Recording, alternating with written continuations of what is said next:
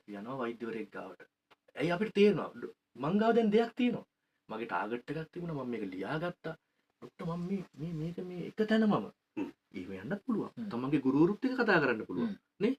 දෙමව්පියොත් එක්ක කතා කරන්න පුළුවන්. දෙමව්පියන්ට උදව් කරන්න පුළුවන් මේකත් එක්ක. පුතා ඔයා ඊයේ මේක ප්ලෑන් කරා මේ හැබැයි වාට කරගන්න බැරි වුණා. අපි මොකද කරන්නේ? එතකොට වෙන්නේ මොකද්ද? දැන් සති දෙක ඉවර වෙනවනේ. සති දෙක කියලා අර ඉරිදාව තියෙනවනේ. ඒ ඉරිදාව ටිකක් අපි පැය කාලා නෙමෙයි. මේකට අපි පැයක් විතර ගන්නවා. දැන් අර සති දෙකේ ටාගට් එකට අපි ගියාද?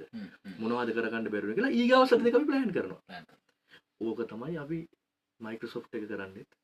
right agile කියන එක. ඒ කියන්නේ ඒකට හේතුව තමයි මේ ලෝකේ දැන් හරි ඉක්මනට වෙනස් වෙන නිසා අපිට ඉස්සරහා ප්‍රෙඩික්ට් කරන්න අමාරුයි. ඒක නිසා තමයි අපි අර කරන්නේ ඩිග ප්ලෑන් එකක් ඩිග ටාගට් එකක් තියෙනවා.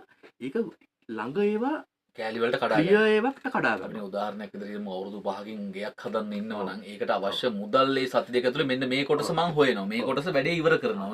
හරි. අන්න ඒක තමයි මේ යන්නේ.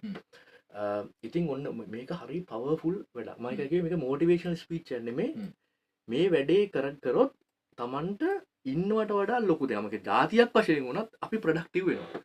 අපි හැමදාම හැන්දෑවට කල්පනා කරනවා නම් ඔය කාරණා තුන මම අද මොනවද ප්ලෑන් කරේ? මම අද මොනවද මට කරගන්න පුළුවන් උනේ? බැරි උනේ මොනවද? ඇයි ඒ?